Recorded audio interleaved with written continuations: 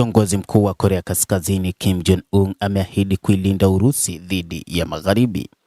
Kiongozi huyo wa Korea Kaskazini Bwana Kim amefanya ziara katika ubalozi wa Urusi huko Pyongyang siku ya Ijumaa wakati wa maadhimisho ya kumbukumbu ya miaka 80 ya ushindi wa Usovieti dhidi ya Ujerumani ya Kinazi katika vita vya pili vya dunia.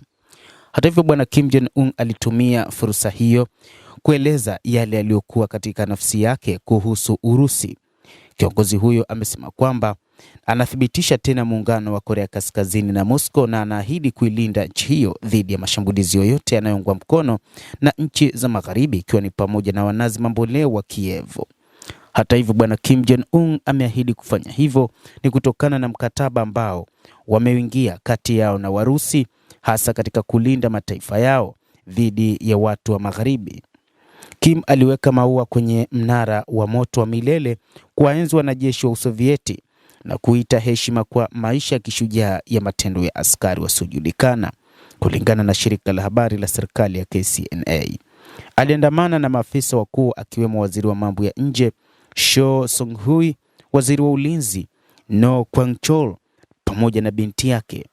Wakati wa hotuba yake ndefu, Kim alitoa salamu kwa Rais Vladimir Putin, akimwita kiongozi wa muda wa serikali yenye nguvu na rafiki wa karibu na comrade. Alisifu jukumu la Umoja wa Usovieti katika ushindi dhidi ya Ujerumani ya Kinazi, lakini akasema urithi wake uko chini ya tishio jipya. Hata hivyo, kiongozi huyo wa Korea Kaskazini Bwana Kim Jong-un alionyesha kuguswa na namna ambavyo Vladimir Putin anaendesha serikali yake nchini Urusi, hasa wakati wa mapambano yake anavyopambana na watu wa Magharibi. Kim Jong-un amekuwa rafiki wa karibu sana wa rais wa Urusi Vladimir Putin, na ni kiongozi ambaye amekuwa akieleza namna ambavyo anaguswa na jinsi Urusi ilivyopambana katika vita huko nchini Ukraine, na alitoa idadi kubwa ya wanajeshi walioenda kupambana dhidi ya Ukraine, hasa katika mkoa wa Kursk.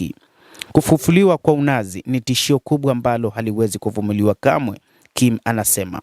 Alibainisha kuwa askari wa Korea Kaskazini walisaidia Urusi kulinda mkoa wa Kursk katika uvamizi mkubwa wa Ukraine, akionya kwamba Pyongyang inaweza kuingilia kati tena chini ya mkataba wa ushirikiano wa kimkakati wa mwaka 2024 na Urusi. Ikiwa wafuasi wa Marekani na Magharibi pamoja na silaha zao za ujanja zenye dosari watajaribu kushambulia tena shirikisho la Urusi, bila kusita litatoa amri ya kutumia vikosi vya kijeshi vya DPRK katika kuzuia uvamizi wa adui, alisema kiongozi huyo wa Korea Kaskazini Bwana Kim Jong-un. Wanachama wa huduma ya Korea Kaskazini wakiwemo makamanda kadhaa wakuu